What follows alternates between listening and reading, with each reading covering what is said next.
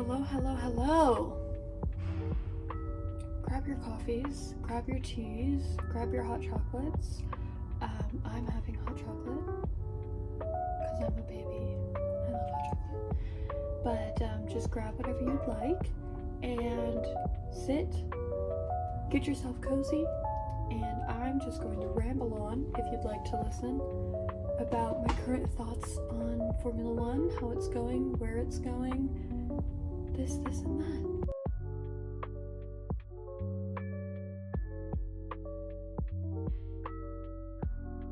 So I guess I'll go ahead and get started with the Austin Grand Prix. We had an incredible sprint. I mean, really entertaining. Of course, after lap 1, it kind of mellowed itself out a little bit, but still having a double DNF, especially with the championship standings at the current times, is kind of insane. Max going from 104 points behind Oscar to 40 points behind Oscar is incredible. I mean, championship battle's on. It's like, what did Dave Crofty said? He said, like, he keeps getting reminded of that scene in Jurassic Park where the T-Rex is chasing the Jeep. I know exactly what it means. Then you had the Austin race. I think that people don't really realize how big the F1 has gotten in America recently. I think it's become a really huge sport, really increasing in popularity, which is kind of interesting for the fact that Apple just, said their partnership with F1, and so it's curious on if that'll scare away new viewers or not, because ESPN is really just the home of sports as we know it. So to have new fans who really aren't that attached to the sport yet, to have them maybe think to themselves, I don't want to get a whole new streaming service to watch this sport that I don't really care about. It's curious. So we'll see how many of these new fans end up not continuing to watch.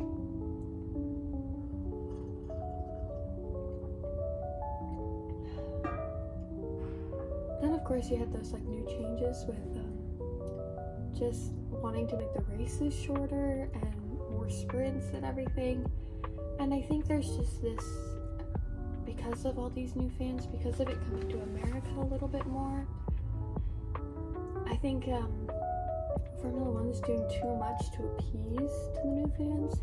Whereas honestly, I think you should continue what you're doing in terms of keeping the races the same. I mean, I don't mind sprints, so I have no problem with them. Oh dear. I have no problem with them, but the fans who are going to the races and the fans who have been dedicated are the ones you really want to please, because they're not going anywhere. They've proven that years and years. Whereas these new fans, I feel like you shouldn't jump off the cliff for them quite yet. Nothing wrong with new fans. Oh my gosh. Please, be a new fan. We love that. We do love that. New fans are great. So, that's kind of interesting. And then, just 2025 as a whole, really. That whole McLaren dominance, everybody was really excited to have a new championship victory, especially with Oscar Piastri, because in all the predictions I saw before 2025, they were all like, Lando's gonna win, Max will get second, Oscar's somewhere off in the distance. And then after about 5 races into the season, Oscar really proved that he had what it took, So that's pretty interesting. I was really excited for him. My excitement has kind of waned, not really so much of Oscar, but just of McLaren. Like everybody says, papaya rules. I don't know if they've been as bad as everybody's saying, it seems kind of dramatic, but they're definitely there, and they're kind of scaring away their own fans. I mean, I never thought I'd see the day where all the same people who were booing Max in 2023, they're like, please, no more Dutch national anthem, please. And then when he won in Austin, they were all like, oh, it's back. Our favorite anthem is back, which I found kind of funny. So, I'm really excited. I think that if Max wins the championship, I mean, arguably that's one of the single greatest moments in F1 history, at that point. all those Lewis Hamilton defenders who still think that he's the greatest. I mean,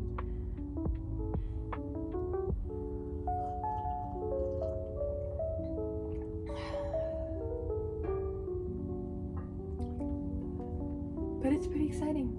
I make jokes about it with my friends. It's like, I think Max woke up one day and decided that he in fact did want that number 1 on his car. He was looking at the 33 and was like, no, I don't really want to go back to that.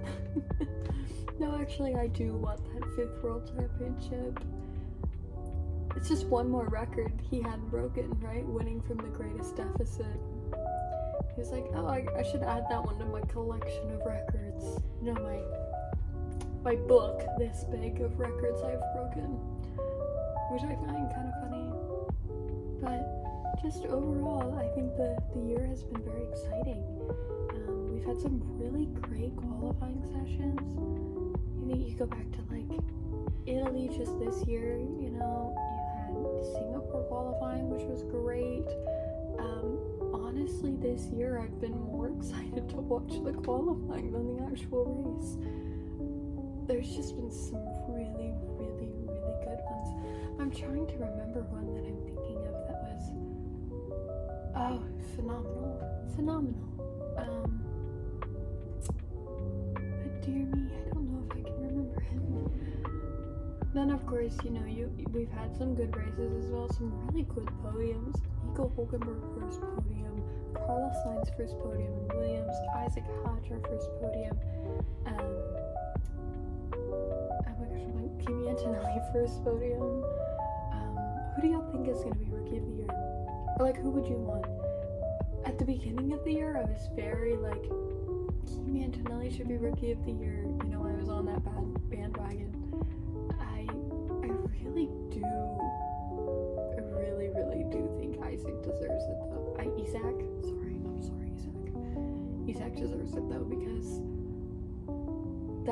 he's just been consistently performing at a very high level, and I feel like, I can't really remember, I feel like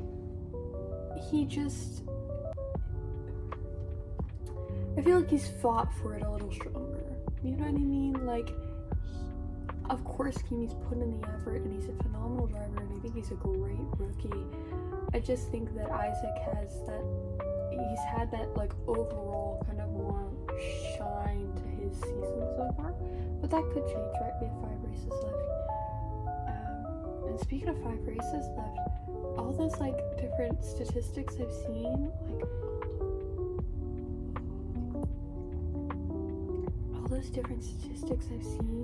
about like how Max can win the 2025 year, they always seem to like predict the championship as if the 2 McLarens and the Red Bull are going to be on the podium every time, which I think this year has really proven that that's not the case.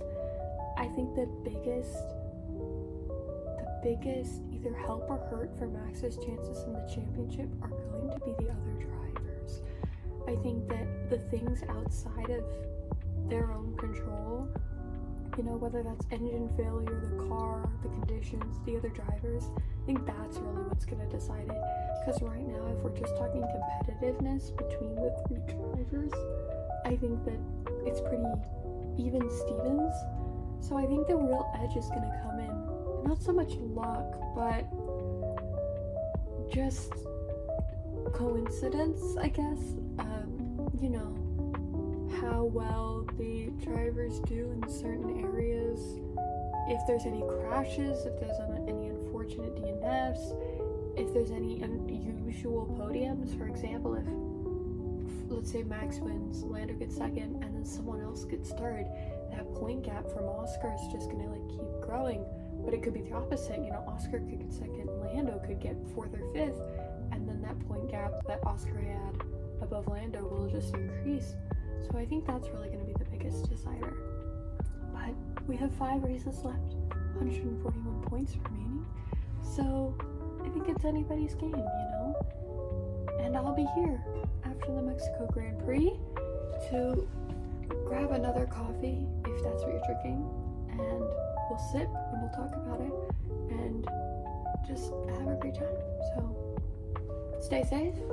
Don't forget to enjoy some Formula One.